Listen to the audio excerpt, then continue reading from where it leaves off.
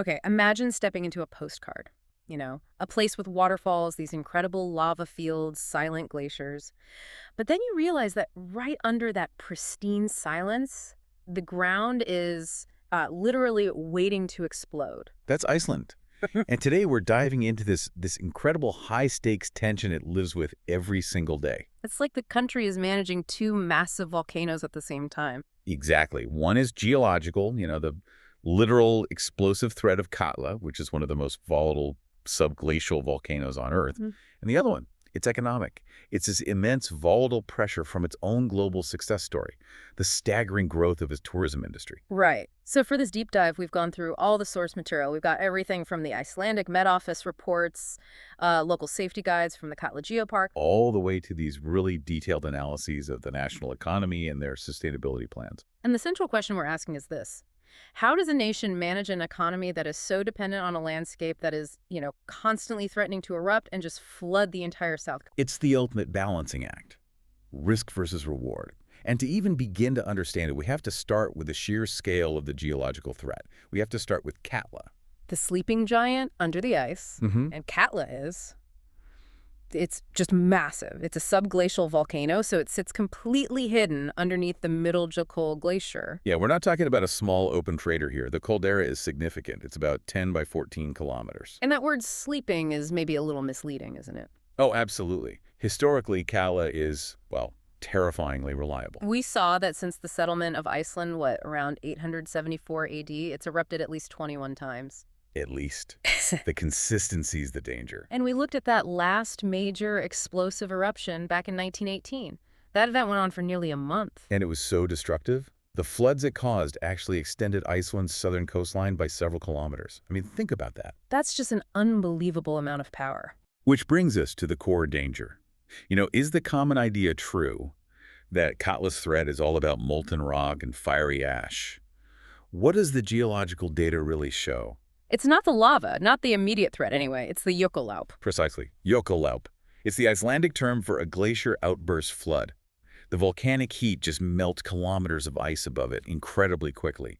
And that water gets mixed with rock, with volcanic debris, and it creates these catastrophic floods. It's a far more destructive and immediate threat than the lava or the ashfall. Right. And it covers a much wider area. That's why all the monitoring from the Icelandic Met Office, the IMO, is so focused on any seismic activity happening under the ice. And the sources are clear. This isn't just history. This is an active, ongoing danger. I mean, look at what happened in July 2011. Yeah, they registered microseismicity near several ice cauldrons, and it led to this huge Jökullaup.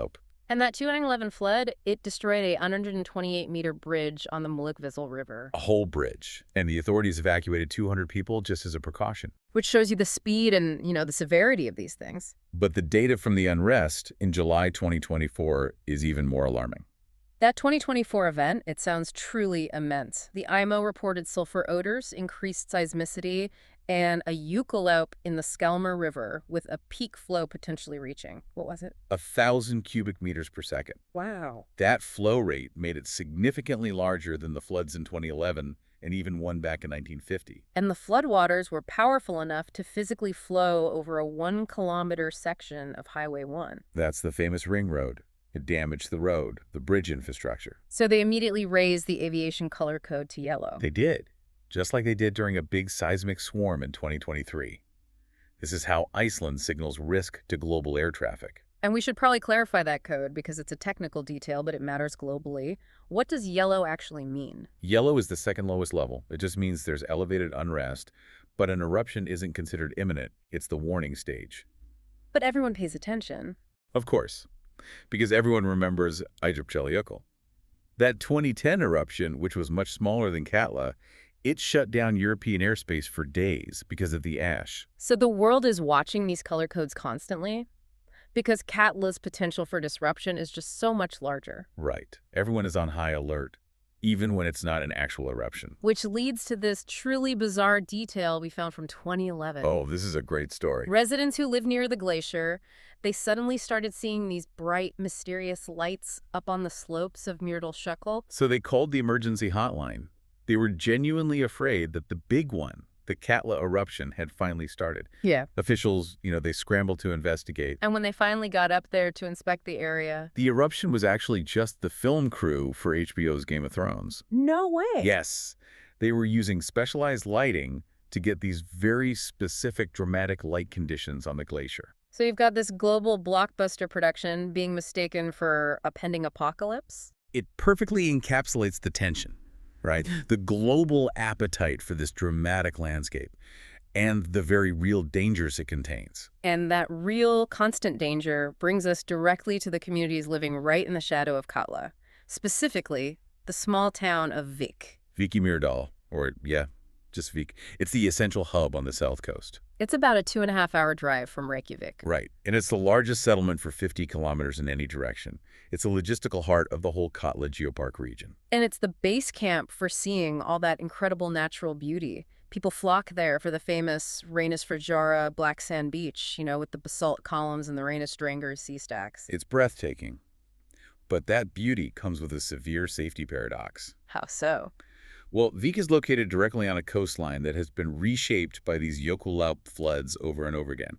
And Reynisfjara Beach itself is notoriously dangerous. The sneaker waves. Exactly. The waves are strong, unpredictable. You have to be incredibly careful. It just shows that whether the danger is volcanic or from the ocean, you have to respect the raw power of this place. And nothing demonstrates the seriousness of the local planning quite like the famous Vik Church. It's that beautiful, iconic, red-roofed church sitting up on the hill right above the town. You see it in all the pictures. It looks just like a historic landmark, a postcard shot. Yeah. But it is so much more than that. That church, Vikarkirkja, is the designated highest priority evacuation spot in case of a major Katla eruption. It's intentionally positioned just above the projected reach of a glacial flood. It's a logistical masterstroke. Because everyone knows what it is and where it is. Exactly. It's a universally recognizable landmark, which reduces confusion and panic in an emergency. It's an evacuation shelter disguised as a historic monument. That kind of built-in risk influences everything, even how you can explore the area. The entire Katla Geopark has incredibly strict rules. Absolutely. The rules are clear because the environment is just so fragile. Off-road driving is a criminal offense. It's prohibited by law because it instantly damages this delicate moss and soil that can take decades to recover. You have to stay on the marked trails. You have to. There's no wild camping allowed in South Iceland. And if you go into the highlands, you're urged to leave a travel plan, use the emergency app. This is survival advice packaged as sustainability policy. Because the moment you break those rules, you're not just damaging the environment, you're potentially putting the local rescue squads at risk. The voluntary rescue squads, which connects the geological risk directly to the social and economic risks we need to get into. The real long-term threat facing Iceland. It isn't lava, it's the sheer volume of people. People they have to manage and potentially evacuate. Right, so we need to pivot now to that other volcano, the immense pressure created by Iceland's own popularity. Tourism is. Well, it's not a sideline industry anymore. It has fundamentally restructured the national economy. that is so clear in the data. In 2023, tourism accounted for 8.8% of Iceland's GDP. Which puts it ahead of the traditional sectors, like fishing and aluminum. It's the largest export revenue generator now. And the growth leading up to this was just, dizzying. Foreign visitor numbers more than tripled between 2013 and the 2018 peak. Which was 2.3 million air arrivals. And this wasn't just organic growth. This was driven by that government-backed Inspired by Iceland campaign. They successfully turned the country's scenery into a global travel goal. But that rapid success exposed a deep structural vulnerability. The second the COVID-19 pandemic hit, and travel just stopped. Iceland's economy experienced an immediate, sharp contraction. The whole sector is incredibly sensitive to external shocks. That fragility is the economic volcano. And despite that, the recovery has been incredibly robust. Air visitors are back over 2.2 million in 2024. The real question is, are they just optimizing for volume again, or are they actually trying to manage it? Well, the sources suggest they are trying. They're actively attempting to move away from just summer seasonality. They're aiming to be a year-round destination. And it seems to be working. The data shows that about 65% of the most recent visitor growth has happened outside the peak summer months. They're also pushing for geographic dispersion, trying to get tourists to explore outside the crowded Reykjavik and Golden Circle areas. Yeah, promoting places like northern Iceland, with its own volcanic experiences near Akureyri, So it's spreading the load across the calendar and across the map. But even with that, one sector brings this intense, localized concentration: cruise tourism. We found that cruise passengers can account for 50 to 60% of annual visitors to many museums, especially in the smaller communities. So they're essential lifelines for the cultural sector. They are. And yet, this is where there's major policy friction right now. The government recently introduced a new infrastructure fee on cruise ships. Which is an attempt to make them pay for the costs they put on the ports and the local environment. But the sources show it's already led several major operators to cancel their bookings for Icelandic ports entirely. And that's the perfect conflict, isn't it? Is this fee a necessary short-term pain for long-term control? Or is it just counterproductive? It seems like local ports are seeing their expected revenue just disappear overnight.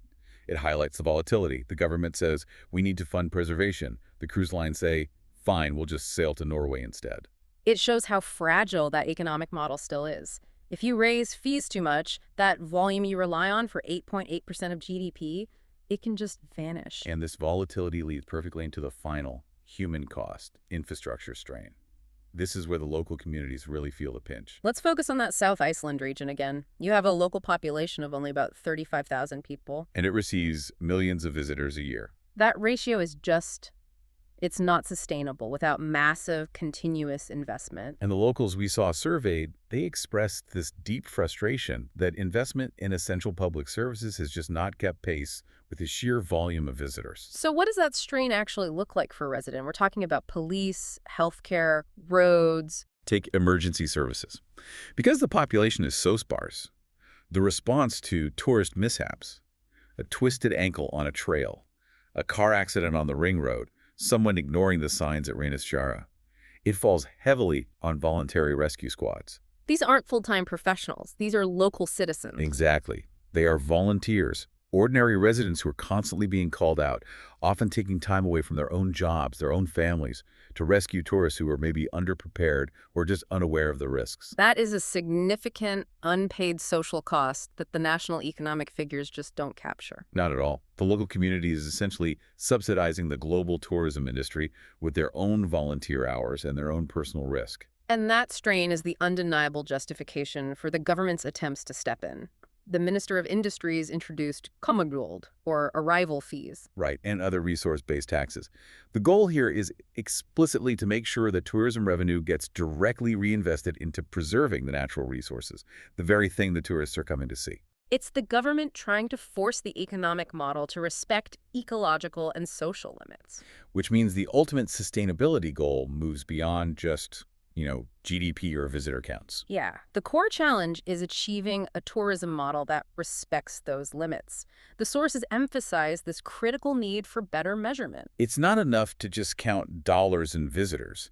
They need robust social indicators, too. Things like community well-being, resident satisfaction, the actual load placed on those local volunteers. That's how you measure the hidden costs. Exactly. The costs of overvisitation and environmental degradation that national statistics often miss. So after all this, what does it all mean? We've looked deep into Iceland's unique reality. You have this small, isolated nation that sits on top of immense, literal volatility, the constant threat of Katla. While simultaneously managing this acute social and economic volatility caused by its own immense ongoing global popularity. They are living on a knife's edge between a geological eruption and an economic explosion. And the sources really suggest that Iceland's recovery after the pandemic has been primarily reactive. Meaning they just bounce straight back to the old high visitor volumes. Right, without fundamentally changing the tourism model to alleviate those deep structural vulnerabilities or the strain on local communities. And based on what we've seen, this raises a really important question for anyone interested in global sustainability.